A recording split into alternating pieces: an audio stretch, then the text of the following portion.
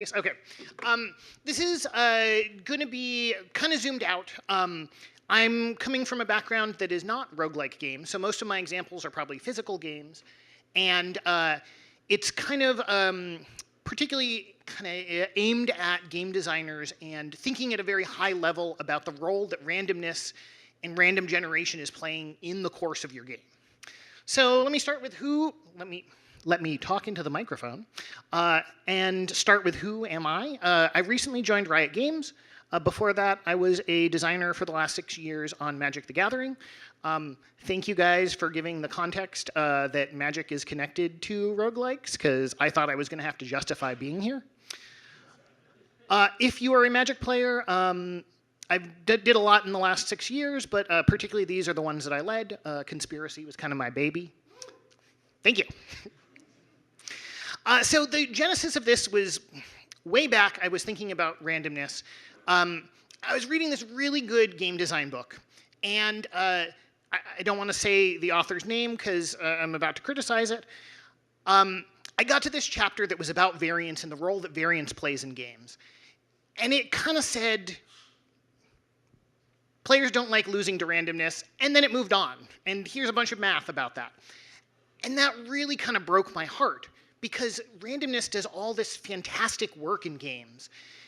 And I really kind of was feeling very ranty and like, no, I want to talk about this. I want to talk about all the wonderful things that, having a lot of possible outcomes, a lot of randomness, what that can do for games. And if I think about, like, for myself, where I kind of started thinking about that is probably in the 90s. I don't know if you can read any of this, but playing a lot of RPGs. This is from the Palladium game Heroes Unlimited. And I'd played a lot of D&D games where you often roll a lot of dice. They're determining your base stats. This had a very different approach to it, where this is a superheroes game, and I rolled that I was an alien. So go turn to the chapter on aliens. And now what are you? You're a dog-like person from an ice planet with electricity powers. And this was just like a character that I never would have come up with on my own, and that was fascinating to me, and it became so much more personal to me, because it was just completely bringing this like new experience to me that I never would have chosen for myself. And it even had these charts, which also, I apologize, you probably can't read, but like that were not very much about like sort of the statistics and the rules of the game, but kind of more narrative elements like, why are you here? You're the last of your people, and Earth reminded you of home.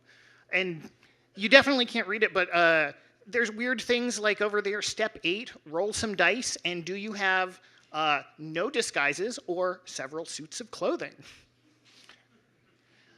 And when you're thinking about like building a game, this is kind of the biggest point that I think I want to make, is just randomness is creating variety, and variety is leading to sort of engagement with the game.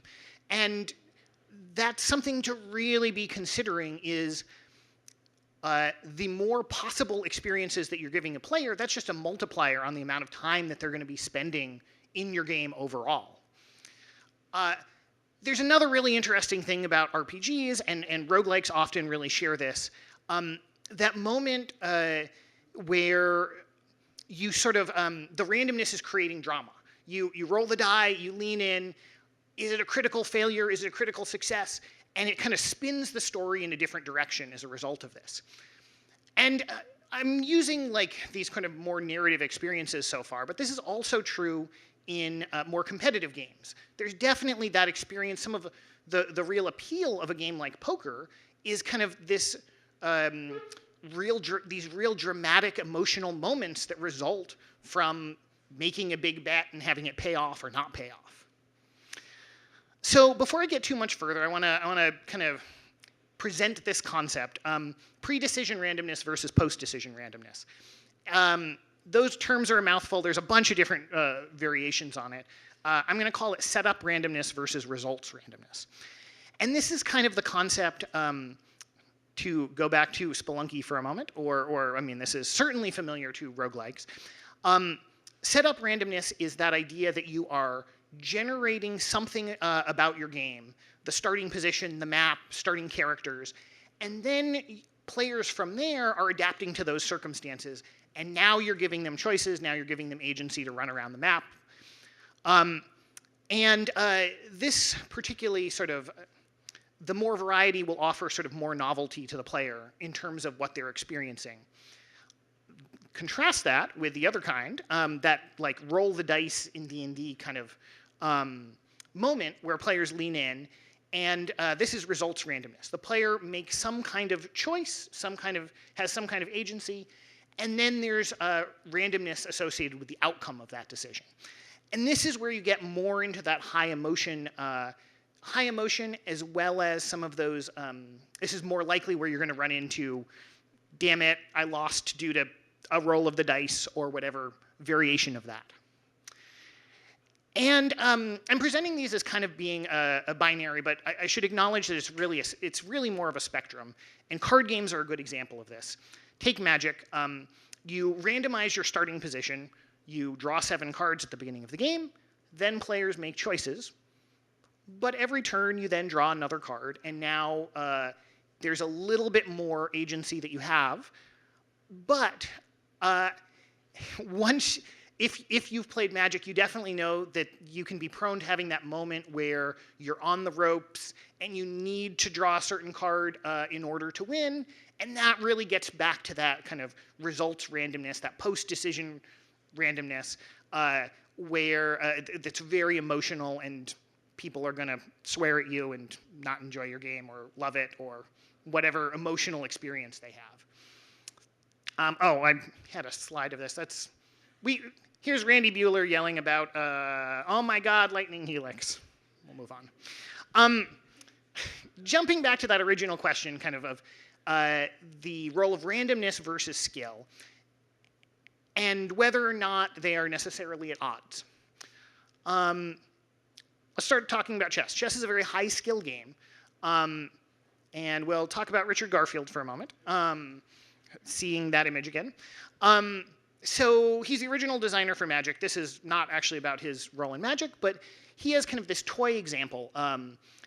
Imagine you play chess, and when you put the other person in checkmate, now you roll a die, and on a 1, you are the loser. It's not a good game. I don't recommend this. But the point is kind of the skill, all of the skill that goes into chess is absolutely still there.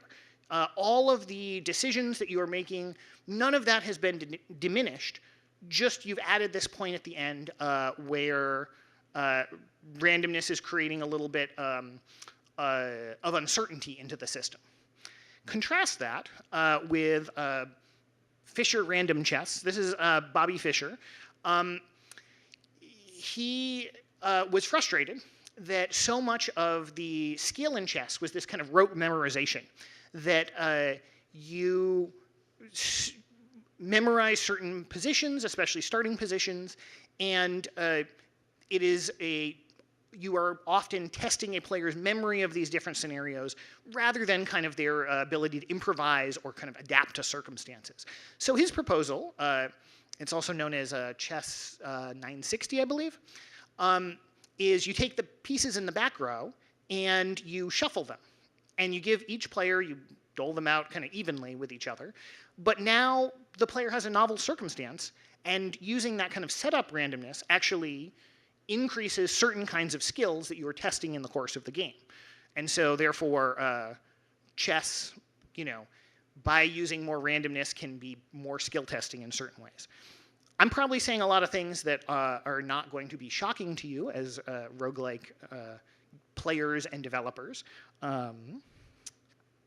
But let me jump to another loaded example here. Poker is another very high skill game. It involves extremely high overt randomness. And actually the skill being tested by players is that kind of mitigation and understanding the risk that they're taking on at any given moment. And that's challenging, not only because that's a difficult skill to understand, but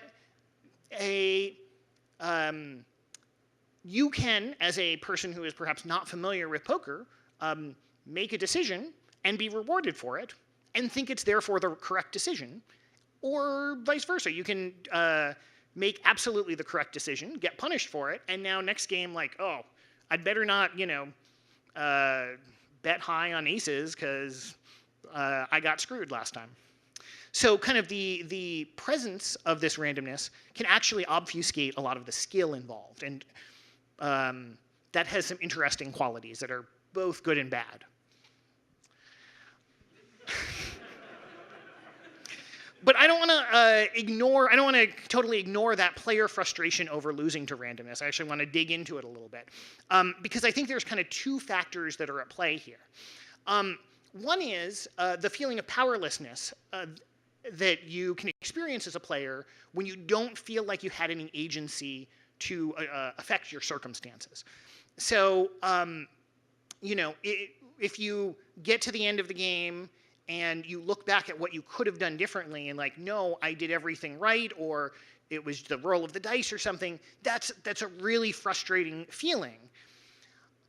That said, there's kind of a minus and a plus to that moment and that experience, which is it gives players something to blame for their losses, which is a real way of protecting your ego in some cases. Coming from Magic, there is lots of complaints associated with those top deck moments and getting mana screwed, some of which are not actually why the person won and lost.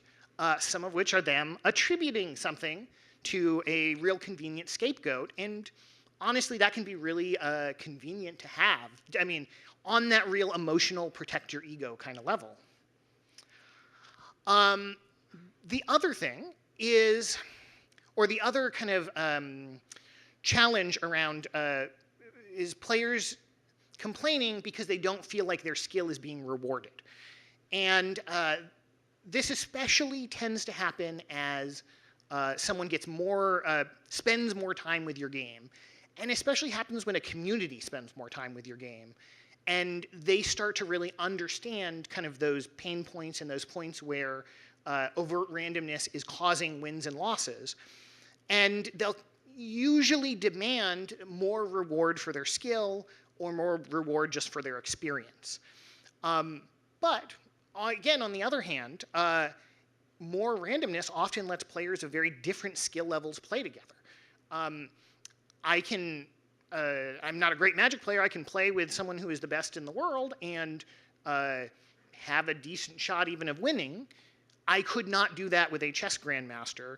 I know that I am walking into a miserable experience where they walk all over me.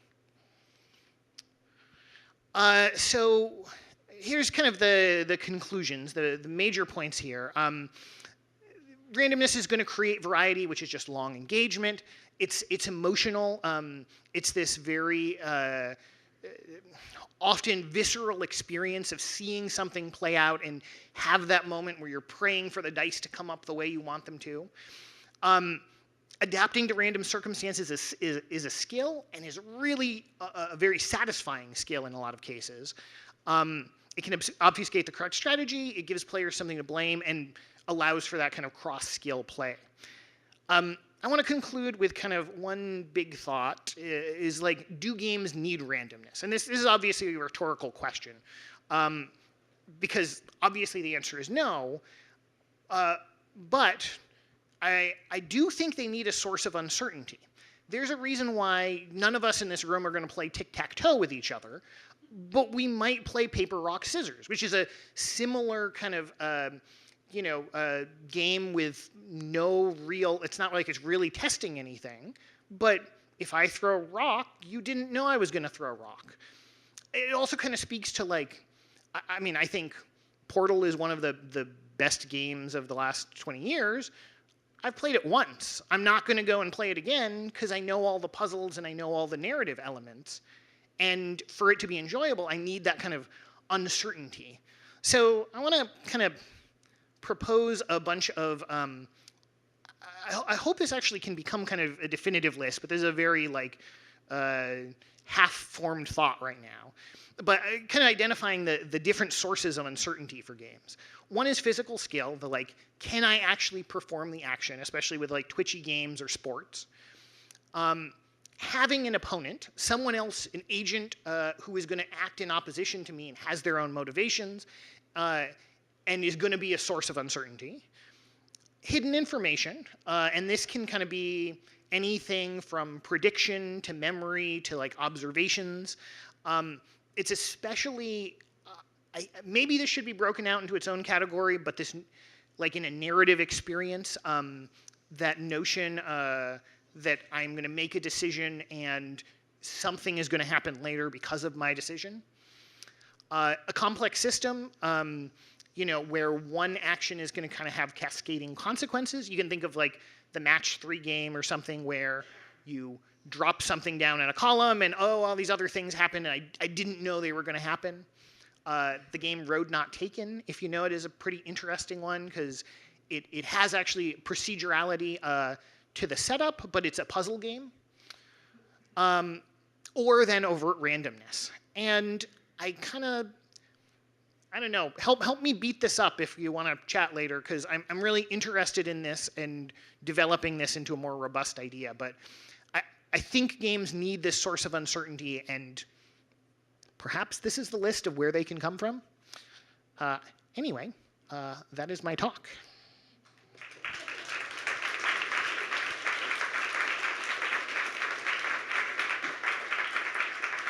Thank you.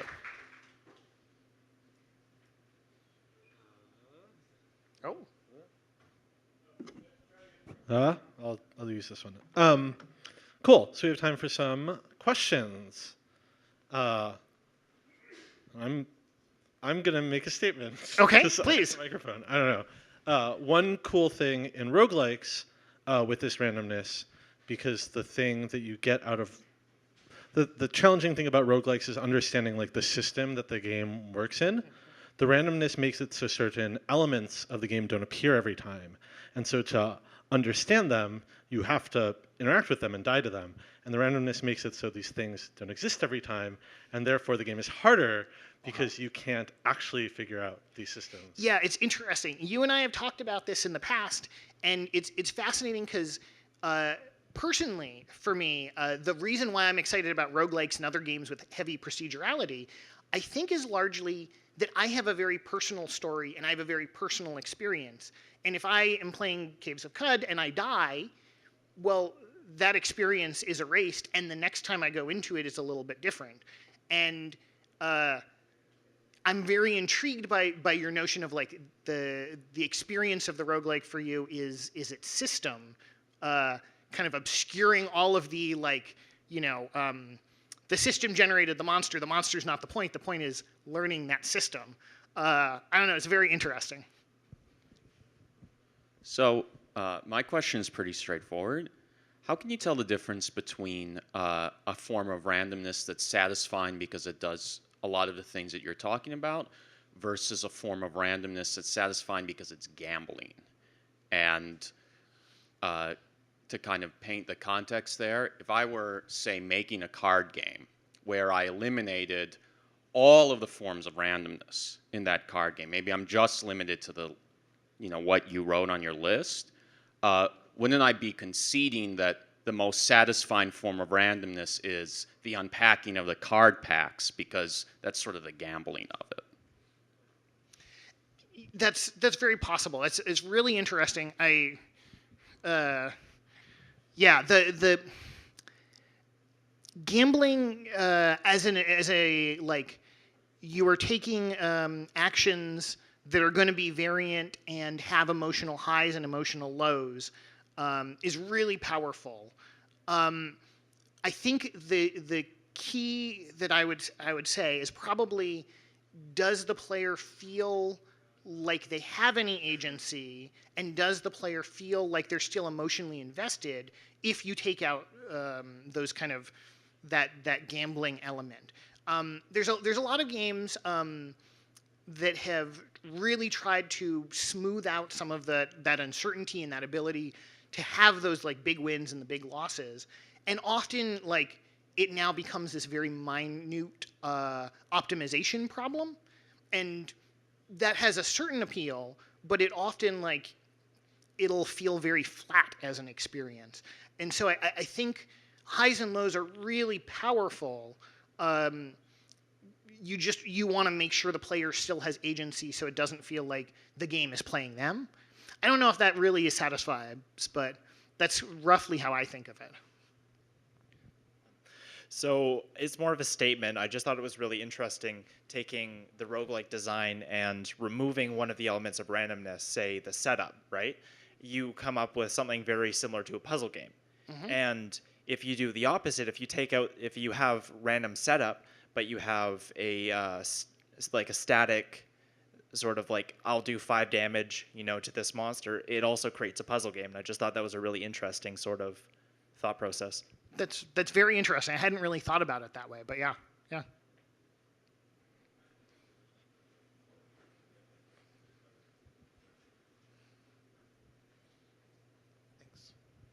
So, of course, I'm a dungeon master, and I tell my players that we're all telling a story, the 4 of us, me, the players, the rules, and the dice.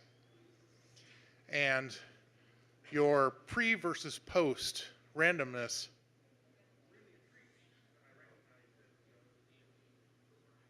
We've lost your mic. I can kind of hear you.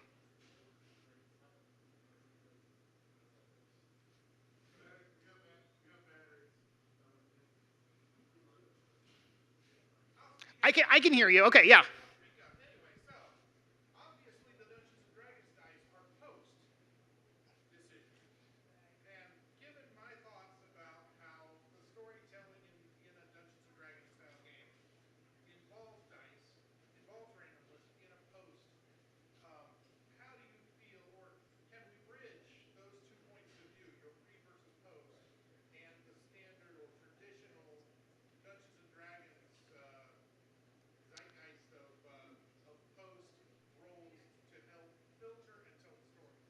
Oh, definitely. I mean,